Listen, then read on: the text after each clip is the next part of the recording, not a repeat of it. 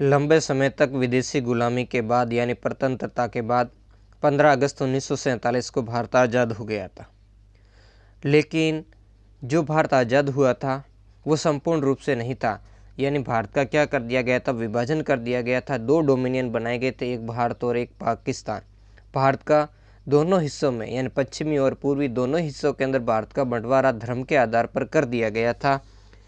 इस विभाजन के लिए बहुत सारे कारण जिम्मेदार थे, बहुत सारी ऐसी परिस्थितियां थी, बहुत सारे ऐसे लोग थे जिनकी इनमें भूमिका थी, वो संगठन थे जिनके कारण क्या था, भारत का विभाजन जरूरी हो गया था, अवश्यंभावी हो गया था उस समय।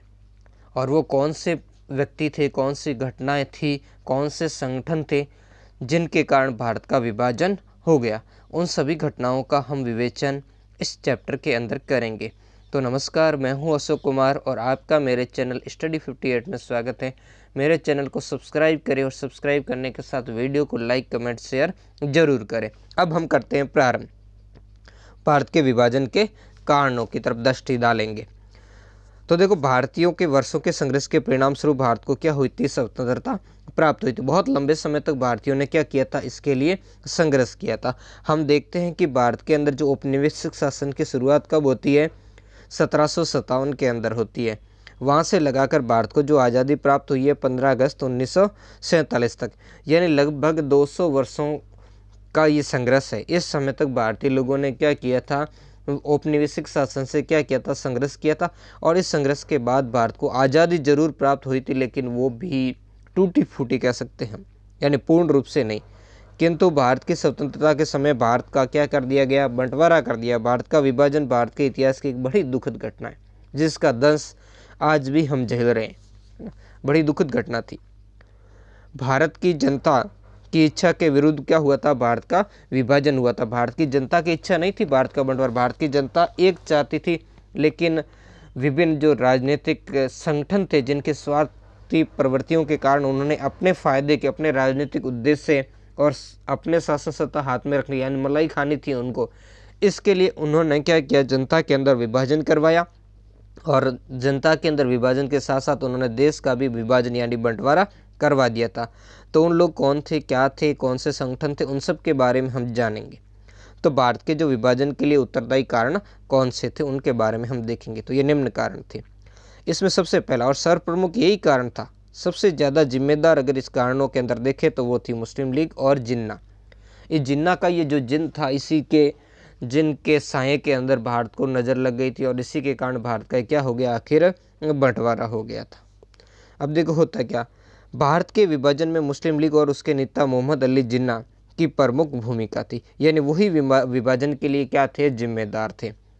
मुस्लिम लीग ने दो राष्ट्र का सिद्धांत पर क्या, सिद्धांत के आधार पर मुस्लिमों के लिए पृथक पृथक यानी अलग से राष्ट्र की मांग की। द्विराष्ट्र सिद्धांत इन्होंने सामने रखा, जिसके अंदर इन्होंने कहा था हिंदू और मुसलमान दो केवल धर्म ही नहीं है, बल्कि दो अलग क्या हैं, राष्ट्र है। और प्रारंभ से इन्होंने क्या किया था, धर्म के आधार पर द्विराष्ट्र सिद्धांत की क्या की थी, मांग की थी।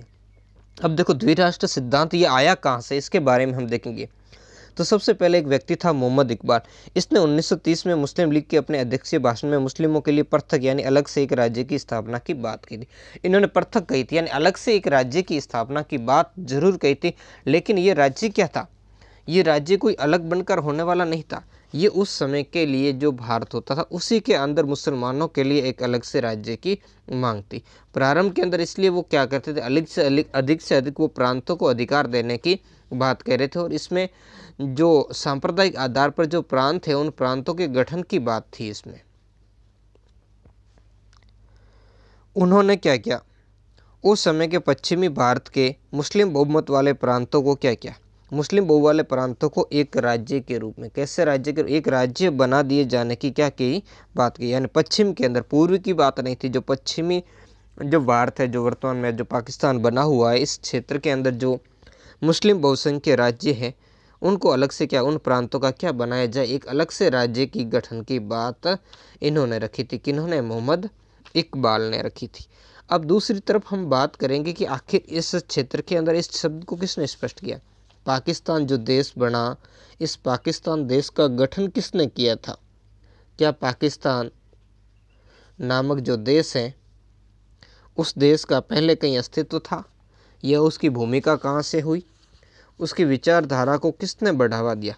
तो इस दृष्टि के अंदर अगर हम नज़र डालें तो हमारी नज़र एक ही तरफ जाती है, और वो है एक विद्यार्थी था चौधरी रहमत अली। कहाँ का था? लंदन के अंदर कैम्ब्रिज विश्वविद्यालय का विद्यार्थी था चौधरी रहमत अली। और उनके साथियों ने सबसे पहले क्या किया था, पाकिस्तान जो नामक शब्द है उस शब्द का इन्होंने क्या किया था, प्रयोग किया था। किसने किया था?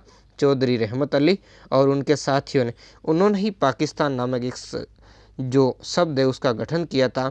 किसके लिए? जिसमें मुस्लिमों के लिए अलग से एक राज्य गठन की क्या थी, बात थी। उन्होंने कब किया? जनवरी 1933 में उन्होंने एक पर्चा लिखा था। उस पर्चे का नाम था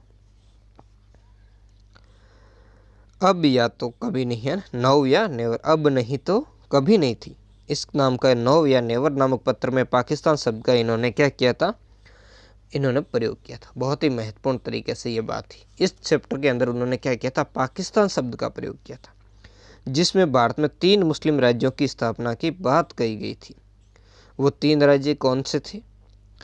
वो 3 राज्य थे, पाकिस्तान एक तो था, एक उस्मानिस्तान था, दूसरा बंग ए इस्लाम।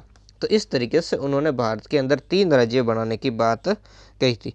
पंजाब, उत्तर पश्चिमी सीमा प्रांत, कश्मीर, सिंध और बलूचिस्तान को जोड़कर पाकिस्तान बनाने की बात कही गई। जबकि संपूर्ण बंगाल और आसाम को मिलाकर के बंग ए इस्लाम बनाना था, जबकि हैदराबाद रियासत को मिलाकर के उस्मानिस्तान बनाना था। अब तो ये थी इनके क्या थी, बंटवारे की रणनीति थी। इसके कौन थे? इसको ये विचार देने वाले थे चौधरी रहमत अली, और इन्होंने दिया था। ये हमने ऊपर देख लिया इनके बारे में कि जनवरी 1933 में अब या फिर कभी नहीं, अब नहीं तो क्या है, कभी नाउ या नेवर के पत्र में, यानी अभी अगर हमने प्राप्त नहीं किया तो फिर क्या करेंगे, फिर कभी भी प्राप्त नहीं कर पाएंगे। तो इस तरीके की बात इस समय ये विभाजन के लिए बंटवारों के अंदर की जाने लगी थी। और यहीं से क्या हुआ, धीरे धीरे अब जो सांप्रदायिक निर्णय है उसकी भूमिका बढ़ने लगी थी, और इसी से भारत के अंदर जो नया विभाजन है उस विभाजन की जो भूमिका है उस भूमिका को धीरे धीरे क्या हो रहा था, तैयार हो रहा था। तो हम यहाँ देखेंगे 2 व्यक्ति हमने देखे। एक तो थे चौधरी रहमत अली, जो क्या थे, युवा मुस्लिम बुद्धिजीवी थे, जिन्होंने 1930 के दशकों में सबसे पहले पृथक मुस्लिम राष्ट्र की अवधारणा का क्या किया था, प्रतिपादन किया था। और इसके बाद में जो कवि इकबाल थे, जिनके बारे में भी हमने अभी देखा होता, उन्होंने क्या किया था, इसका प्रचार किया था। और इन सभी घटनाओं के बाद में क्या हुआ, जो संप्रदायवाद एक संगठित जो जन आंदोलन है उस जन आंदोलन के रूप में क्या हो गया, ये सामने आ गया था, है ना। जिसका आधार क्या था, जिसका मुख्य आधार समाज का जो मध्यम और उच्च वर्ग था, जिसमें कुछ महत्वपूर्ण व्यक्ति थे जैसे Z.A. सुलेरी, S.F. दुर्रानी और फैज उल हक आदि ने क्या किया था, कांग्रेस के खिलाफ व्यापक जो आंदोलन है उस आंदोलन को इन्होंने प्रारंभ किया था। यानी अब क्या हो गया था, इन्होंने क्या किया, जो सांप्रदायिकता का उग्र रूप प्रारंभ कर दिया था, जिसका चरित्र क्या था, भय, घृणा, जुल्म, दमन और हिंसा जैसे शब्दों का इन्होंने अपने अंदर क्या किया था, समावेश किया था। अब देखेंगे आगे। 1937 के प्रांतीय चुनावों में मुस्लिम लीग को क्या हुई, सफलता नहीं मिली। इन चुनावों के अंदर क्या था, मुस्लिम लीग का प्रदर्शन क्या रहा था, निराशाजनक रहा था। अब जब निराशाजनक रहा था, उन्होंने देखा कि हमारा क्या है, आधार घट रहा है। तो आधार घट रहा तब क्या करेगा, जब ऐसी स्थिति वर्तमान में भी हम देखें राजनीतिक पार्टियां क्या करती है, ऐसा ही करती है। जब लोगों को जाति पर बांटना प्रारंभ कर दिया, उस समय धर्म की बात थी, तो आज क्या कर दिया, जाति पर। तो ऐसी स्थिति में मुस्लिम लीग ने क्या, सांप्रदायिकता के मुद्दे को और भी क्या कर दिया, तेज करने का निश्चय किया। और इस बात को जब तेज करने का उन्हें क्यों जरूरी लग गया, यह भी आगे देखें। 1937 में कांग्रेस ने मुस्लिम लीग के साथ संयुक्त सरकार बनाने के प्रस्ताव को अस्वीकार कर दिया। जब मुस्लिम लीग को सफलता नहीं मिली तो मुस्लिम लीग ने कांग्रेस से कहा कि वो उनको सपोर्ट करे और उनको मिलकर के क्या बनाए, वो प्रांतों के अंदर संयुक्त सरकार बनाए।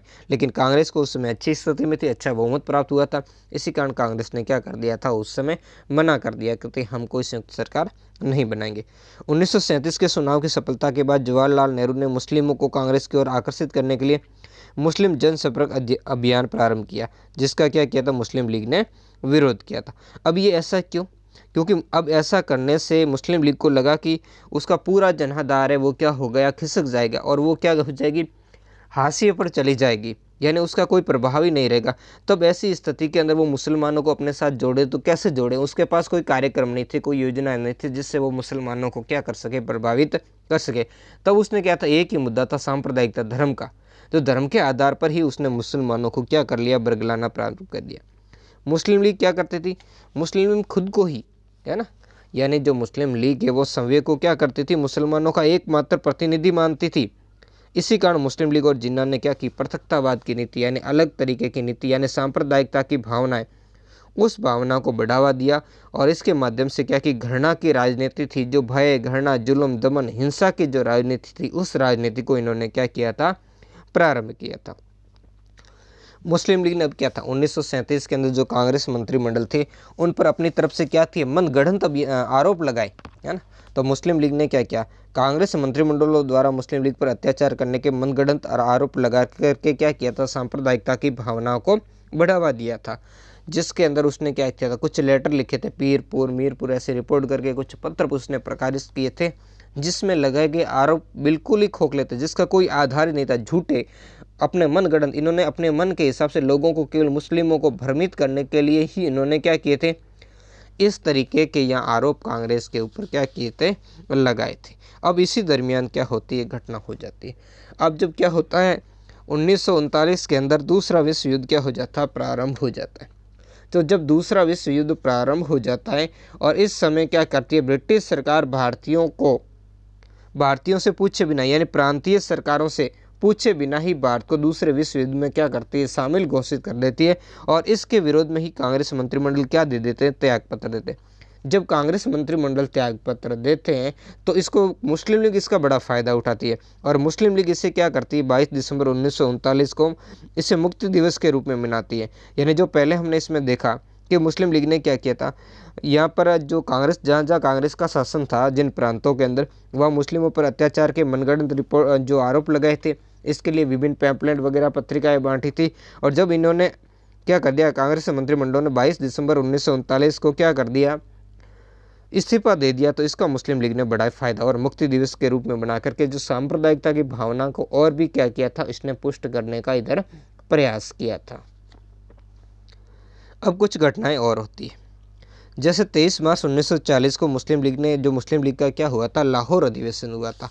इस लाहौर अधिवेशन के अंदर भी क्या था, मुस्लिम लीग ने पाकिस्तान का क्या किया था, प्रस्ताव पारित किया था। और इसमें क्या कहा था उसने कि अखिल भारतीय जो मुस्लिम लीग के इस अधिवेशन में हम क्या करेंगे, मुसलमानों के लिए जो उत्तर पश्चिमी और उत्तर पूर्वी भारत है उनको मिलाकर के क्या करेंगे, एक स्वतंत्र राज्य बनवाने का मांग करेंगे, है ना। यानी कि हमारा राज्य क्या होगा, सर्वशासी और प्रभुत्व संपन्न होना चाहिए और जिसमें अन्य स्थानों में क्या हो, मुसलमान अल्पमत हो, वहाँ क्या करें, उन्हें सुरक्षा प्रदान की जाए। यानी यहाँ जिस स्थानों के अंदर मुस्लिम क्या हो, है ना। इस अधिवेशन में ये प्रस्ताव पारित था जिसके अंदर कहा गया था कि भौगोलिक स्थिति से एक दूसरे से लगे हुए प्रदेश और जिसमें आपसे क्या किया, परिवर्तन सहित इस प्रकार से उनका गठन हो ताकि वहाँ मुस्लिम क्या हो, बहुमत में हो जाए और मुस्लिम बहुमत में हो जाए। और जिन क्षेत्रों में मुसलमान बहुमत में नहीं है यानी अल्पमत के अंदर है, वहाँ उन्हें क्या की जाए, पर्याप्त सुरक्षा प्रदान की जाए। तो ये था उनका पाकिस्तान प्रस्ताव। अब इसका दूसरा पॉइंट है, अंग्रेजों की फूट डालो और राज करो की नीति। तो ये भी बहुत ही महत्वपूर्ण है क्योंकि मुस्लिम लीग की जो सांप्रदायिकता की नीति थी, मुस्लिम लीग या जिन्ना, उसको पुष्ट करने का काम किसने किया था, उसको बढ़ावा देने का या उसको कह सकते उत्पन्न करने का काम ही अंग्रेजों की इस फूट डालो और राज करो की नीति ने ही किया था। तो अंग्रेजों ने क्या किया था, फूट डालो और राज करो की नीति का अनुसरण करते हुए पृथकतावाद यानी जो अलग प्रवृत्ति बंटवारे की, उसको क्या किया था, बंटवारा दिया।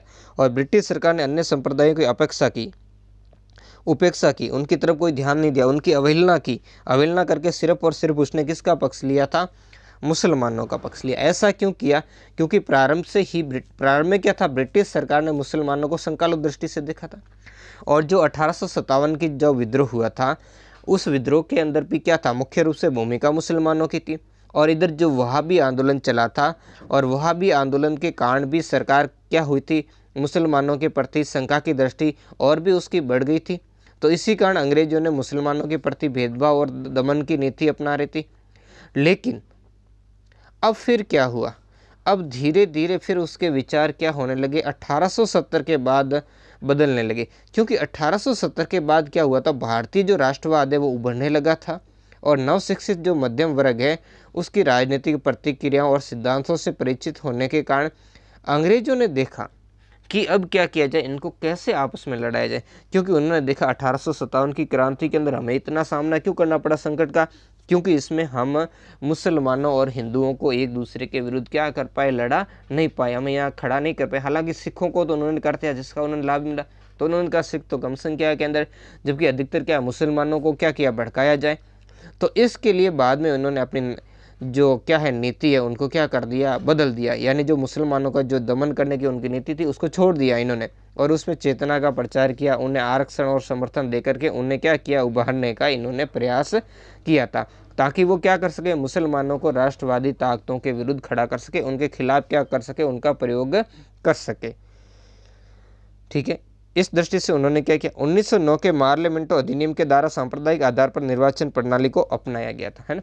तो इससे पहले भी, है ना, जब क्या हुआ था 1906 के अंदर जो आगा खां के नेतृत्व में मुस्लिम प्रतिनिधिमंडल मिलता है लॉर्ड माउंटबेटन आदित्य से, उसके द्वारा इनके बीच में इसी विषय को लेकर के क्या होता है, विचार विमर्श होता है, जिसके अंदर वो क्या करते हैं, इसी पृथकता की बात करते हैं, है ना, इसी पृथकता की क्या करते हैं, बात करते हैं। और यहाँ से क्या करता, लीग का जो क्या करता है, लीग भी अपना ब्रिटिश सरकार के प्रति अपनी निष्ठा व्यक्त करती है और दोनों यही चाहते थे, है ना। मुस्लिम लीग क्या करती है, बुद्धिजीवियों को जो क्या करती, जो मुस्लिम बुद्धिजीवी है उनको कांग्रेस से क्या करना चाहती थी, अलग करना चाहती थी। और यहाँ पर जब प्रतिनिधिमंडल लॉर्ड मिंटो से मिला तो उन्होंने ऐसी मांग की कि भाई मुसलमानों के लिए व्यवसाय में उचित प्रतिनिधित्व हेतु क्या किया जाए, पृथक निर्वाचन प्रणाली की व्यवस्था की जाए और उच्च पदों पर ब्रिटिश सरकार के प्रति निष्ठा और वफादारी के आधार पर क्या की जाए, नियुक्ति की जाए, यानी उसमें प्रतियोगी परीक्षाएं क्या की जाए, नहीं की जाए, मुसलमानों को सरकारी सेवाओं में अधिक से अधिक क्या दिया जाए, अवसर दिया था। तो तब लॉर्ड मिंटो ने कहा था कि हाँ